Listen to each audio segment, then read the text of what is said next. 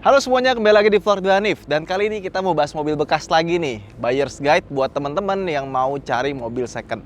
Nah, ini adalah Honda HR-V tipe S manual 2017.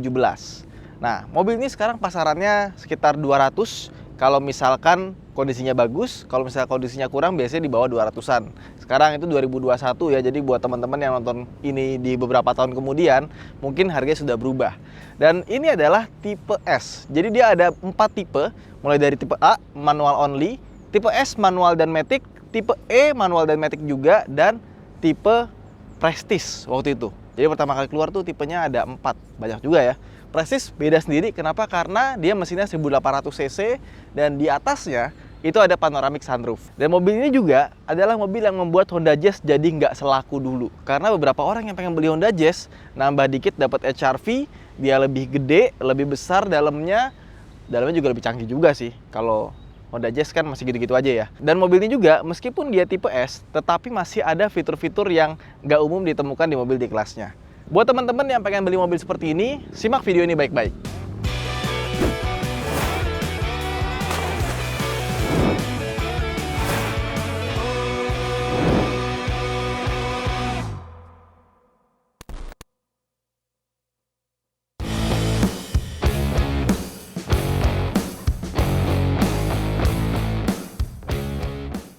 Secara eksterior, tipe S sama tipe E itu nggak ada bedanya dari luar. Iya, dia sama-sama lampunya masih halogen biasa, terus sama-sama punya fog lamp, dan untuk di zamannya yang versi Prestige itu dia pakai lampu yang udah pakai proyektor-proyektor gitu. Yang Prestige sih ganteng banget ya. Dan kalau kalian merasa HR-V tipe S sama tipe E mau dibikin lebih mahal, itu gampang. Cara pertama adalah kalian tinggal ganti lampunya aja. Itu kalian bisa ke AutoNet Part, harganya bisa dijamin sangat bersahabat dan garansinya juga pasti bagus.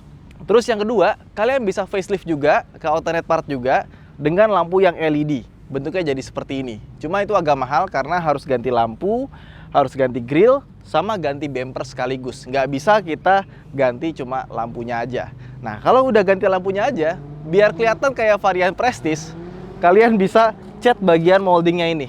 Jadi plastik-plastik hitamnya itu dicat biar kayak varian yang Prestige. Kemudian peleknya yang 1500 cc ini antara tipe S sama tipe E ini velgnya sama. Desainnya sama persis, jadi nggak ada bedanya. Jadi kalau misalkan kalian udah ganti lampu Prestige, peleknya juga harus diganti juga biar kelihatan lebih cakep. Nah, terus bagian sini ya. Di bagian sini tuh kalau lihat dari samping, dia tuh agak sedikit bergelombang. Padahal bukan bodinya yang bergelombang, tapi karetnya di sini. Jadi sama seperti Honda Jazz, antara pintunya ini itu dikasih karet lagi. Ini sebenarnya kayak Lexus ya. Biar peredaman suaranya bagus. Tapi ternyata mobil ini peredaman suaranya nggak bagus-bagus amat. Dan yang kedua, kalau parkiran kalian sempit, ini yang kejadian di mobil gua ya. Kalau misalkan kita keluar, itu kan parkiran sempit nih, bukan cuma bisa segini. Kita keluarnya mepet-mepet seperti itu, ini biasanya nanti karetnya lepas-lepas. Karena sering kegesek sama bodi. Tapi kebetulan ini yang pakainya tuh rapi, parkirannya gede, makanya dia cuma gelombang doang. Dan gelombang itu pasti sih kalau udah lama, dia akan gelombang kalau dilihat dari samping gitu ya, karena karetnya itu tuh. Oke, lanjut. Pintu baris kedua.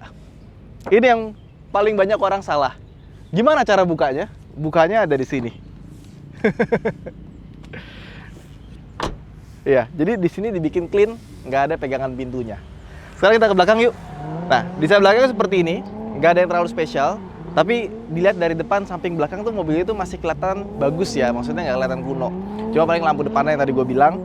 Sama untuk yang varian facelift itu bedanya dikit sekali. Nah, kita buka bagasi belakangnya. Inilah yang bisa diunggulkan dari Honda HR-V. Ini bagasi belakangnya mungkin bisa dibilang sama luasnya kayak apa ya? Mazda CX-5 mungkin ya. Karena gede banget memang. Dan kita di bagian bawah sini dapat spare tire yang full size, peleknya pun sama. Ini ada 1 step, 2 step, jadi belakangnya bisa lebih rebah. Sama dia sama kayak Ultra Seat-nya Honda Jazz. Jadi bisa dipakai buat taruh tanaman di atas karena tinggi kan. Yang depannya bisa ke atas, ini bisa rata lantai. Pokoknya keren deh. Oke.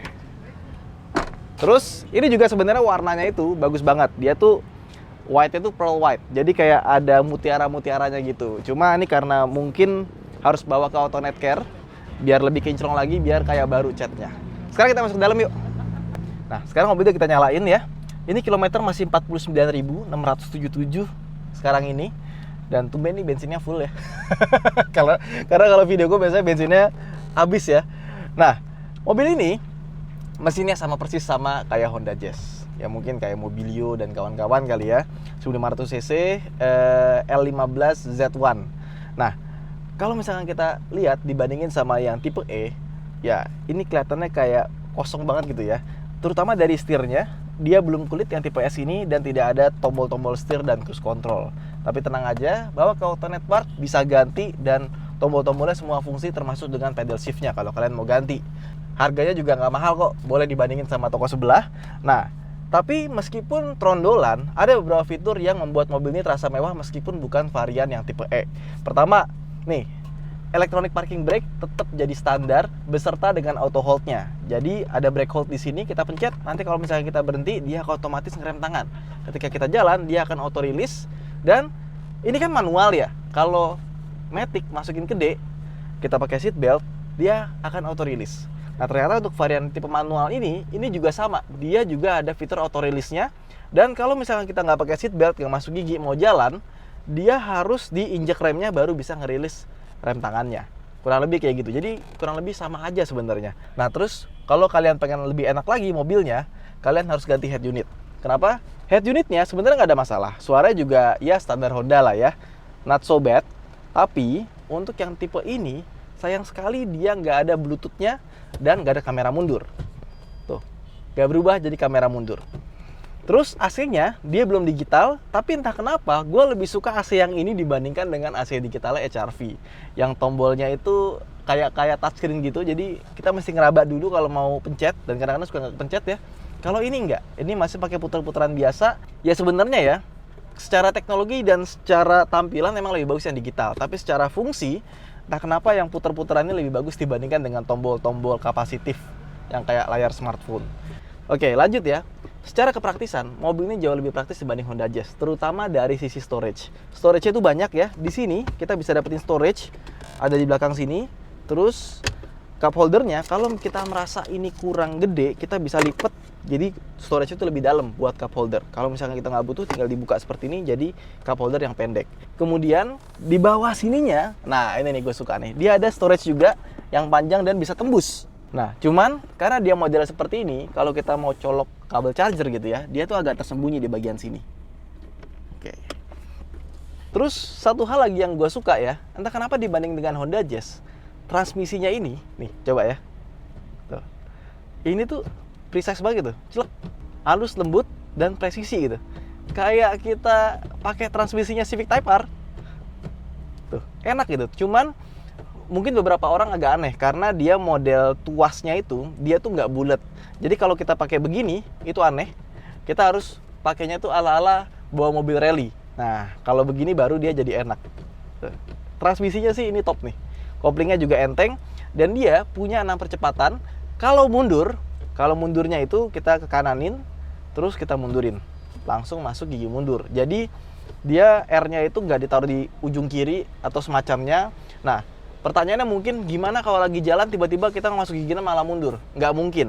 Gue tuh udah coba ya, pas kita lagi jalan gitu ya, dia akan kunci, dia nggak akan bisa belok sampai terlalu ke kanan. Jadi sampai ke sini, masuk gigi 5, nanti gigi 6 langsung. Akan ketutup sama safety-nya, nggak bakal mungkin kita dari gigi 5 langsung ke gigi 6. Udah gue coba. Dan itu sebenarnya cara yang paling mudah dibandingkan kita masuk gigi 1 ke depan sih. Mendingan yang model kayak gini aja asalkan ada safety-nya. Terus juga bagian sini bisa berubah jadi armrest. Jadi posisi duduknya ini juga sangat enak dan suspensinya lebih lembut dibandingkan dengan Honda Jazz. Terus dari driving position, gue rasa mobilnya juga juara sih. Maksudnya secara driving position tuh nggak jauh beda sama Honda Jazz, hanya saja visibilitasnya. Beberapa orang tuh ada yang nggak suka dengan Honda Jazz karena depannya terlalu panjang ininya nih, dashboardnya. Kalau mobil ini nggak. Ini wajar-wajar aja, makanya pas ke bawah itu nggak bikin kita jadi keki. Kalau Honda Jazz tuh masih agak keki karena depannya kepanjangan. Kalau ini nggak. Terus buka bagian sini dia ada kaca tapi nggak ada lampu. Sama di sini juga ada kaca nggak ada lampu. Ini masih halogen, nggak ada LED-LED-an. Pionnya masih model biasa dan AC-nya ini untuk sebelah kiri dia ada 3 ventilasi. Jadi bisa bikin masuk angin nih. Tapi tenang aja, bisa ditutup semua kok. Tutupnya itu ke kiri paling ujung. Nanti dia akan ketutup. Sama untuk bagian belakang sini, sayangnya dia nggak punya ventilasi AC. Jadi kalau misalkan ada orang di belakang, kita harus agak kenceng. Dan entah kenapa, ini perasaan gua aja, atau emang AC mobil ini lebih dingin dibandingkan dengan Honda Jazz. Coba komen di bawah, apakah benar atau cuma feeling aja karena Honda Jazz punya kaca depan lebih gede. Itu sih. Nah sekarang kita coba jalan yuk, kira-kira seperti apa rasanya Honda HR-V yang berusia sudah hampir 5 tahun ini. Oke, kita mau start ya. Dan seperti yang gue bilang, ini pakai electronic parking brake. Jadi kalau misalkan kita mau aktifin electronic parking brake-nya, kita naikin gini, itu nggak usah pakai injek rem. Tapi kalau kita mau rilis, harus sambil injek rem, baru turunin. Kita nyalain brake hold juga. Ini sekarang brake hold ya, posisinya, ya kan? Kita langsung aja masuk gigi 1, kita gas, lepas kopling pelan-pelan, nanti dia akan ngerilis otomatis seperti mobil Matic ya. Iya, ini gue baru pertama kali naik mobil pakai electronic parking brake tapi manual. Sebenarnya baru pertama kali naik ini. Nah, mungkin gue bisa bandingin mobil ini sama Honda Jazz karena satu platform dan harganya waktu itu mirip-mirip ya antara yang tipe S sama yang RS. Dibandingkan dengan Honda Jazz, kalian pasti akan merasa bahwa ini adalah mobil yang lebih nyaman dibandingkan dengan Honda Jazz. Suspensinya lebih nyaman, nggak kaku kayak Honda Jazz. Terus juga tempat duduknya ini juga lebih nyaman, visibilitasnya lebih baik, dan tentu saja mobilnya lebih tinggi jadi nggak perlu takut buat mentok. Ya, tapi kalau untuk sportivitas tentu saja nggak akan sebaik Honda Jazz. Kenapa? Karena Honda Jazz pertama lebih ringan, lebih kecil dan lebih pendek. Dan karena suspensinya lebih kaku, tentu saja handlingnya lebih bagus Honda Jazz. Terus peredaman kabinnya, sebenarnya kalau dibandingin sama luar ya, kita lihat suara mobil, suara motor, suara drifting di luar, itu sebenarnya cukup minim. Tapi ketika kita bawa jalan kecepatan tinggi, road noise-nya itu berasa banget. Dari kolong itu tuh suara ban itu cukup berasa. Jadi kalau misalkan kalian pengen lebih kedap lagi, mungkin solusinya dibandingkan kalian pasang peredam yang lebih mahal, bisa dicoba ganti ban yang lebih silent tipenya. Itu cukup berpengaruh di mobil ini. Dan juga meskipun sebenarnya mobil ini suspensinya lebih empuk ya dibandingkan dengan Honda Jazz, tapi kalau kita bandingkan dengan mobil-mobil yang comfort oriented, contohnya misalkan Innova atau Expander, tetap ini rasanya lebih keras sih. Tapi overall oke lah. Nah, terus buat teman-teman mungkin yang agak sebel sama mobil yang transmisinya CVT, nggak ada perpindahan giginya, terus juga rasanya ada rubber band efeknya, versi manualnya ini sih nggak ada ya, hal-hal kayak gitu nggak akan ditemukan. Kemudian untuk transmisi manualnya, dibandingkan dengan mobil 200-300 jutaan lainnya ya, misalkan Honda Jazz sekalipun, ini adalah mobil dengan transmisi manual dengan feel terbaik sih. Pas pindah giginya tuh ya, celek gitu, pas gitu loh. Gila, gue rasanya kayak mobil racing loh, kayak bawa apa ya, kayak bawa manualnya BMW gitu. Shiftingnya tuh enak banget, transmisinya tuh tuasnya tuh tak kenapa pas geser-geser tuh enak banget. Ya, even lebih enak dibandingkan dengan Honda Jazz manual. Kita kan ada Honda Jazz manual juga kan yang dipakai buat balap ya. Tapi transmisinya lebih enak ini. Ya nggak, Rek? Ya kan? Kayak short shift gitu, cek gitu ya. Enak banget loh. Kaget gue pas cobain nih. Kok transmisinya enak banget gitu. Padahal ini crossover. Kalau misalkan Honda Jazz GK5 dibikin kayak gini, kayaknya enak juga deh transmisinya. Cek, kenapa ya? Enak banget deh. Koplingnya juga enteng, mesinnya juga responsnya bagus. Terutama di putaran tingginya ketika VTEC-nya kick in, itu ya khas L15 Z1 lah. Kalian tahu sendiri seperti apa rasanya, terutama yang punya Mobilio tahu lah rasanya seperti apa. So far sih ini mobil enak buat harian, meskipun dengan beberapa minusnya. Dan terkadang kalau misalkan kalian tidak beruntung, kaki-kaki depannya itu suka agak bunyi. Bunyinya itu bukan karena rusak, tapi emang dari bawaan pabriknya. Gue beberapa kali bawa HR-V ya, yang masih model-model keluaran pertama gitu ya, karena kenapa kakinya suka bunyi sendiri padahal nggak ada kerusakan gitu. Nah, terus yang minus dari mobil ini, kalian tuh harus perhatiin kaki-kaki depannya, terutama buat yang keluaran pertama tuh 2015 apa nggak salah apa 2016 ya, pertama kali keluar itu suka ada yang defect. Rusaknya itu dari pabrik, bukan dari pemakaian, tapi itu bisa kita bawa ke bengkel Honda, nanti dibenerin, habis itu bunyi-bunyinya hilang sih harusnya. Dan seperti halnya mobil-mobil yang sudah berumur, kalau kalian belinya yang kilometer sudah mendekati 100.000 atau lebih dari 100.000, kalian harus cek suspensi dan kaki-kakinya. Kalau kaki-kakinya sudah ada bunyi-bunyi, berarti sudah minta jajan. Dan kalau steering rack-nya sudah ada rasa tek-tek gitu ya, itu udah minta jajan juga. Tapi tenang aja, bisa dibetulin, jadi nggak harus ganti baru. Betulin paling cuma 2 jutaan ya, dibanding beli baru. Beli baru berapa ya? Mahal. Kemudian pertanyaan berikutnya, seberapa irit mobil ini? Jawabannya irit. Even dibandingkan dengan Mobilio ya, karena bodinya mungkin lebih panjang, ini lebih irit dibandingkan dengan Honda Mobilio. Nah, ini kebetulan gue juga pakai ya beberapa kali, dan iya sih, kita paling jauh pakai ini kemana ya? Ke BSD paling ya. Irit sih, irit banget. Kan ini mobil barunya 300 jutaan ya. Ya nggak seperti bawa mobil 300 jutaan. Rasanya kayak bawa LCGC kalau dilihat dari konsumsi bahan bakarnya. Ya, itu aja mungkin video kita kali ini. Jangan lupa untuk tekan tombol like dan subscribe, dan buat teman-teman yang suka dengan video ini jangan lupa untuk share di sosial media kalian. Saya Ridho Hanif, sampai jumpa di video berikutnya. Terima kasih telah menonton. Bye.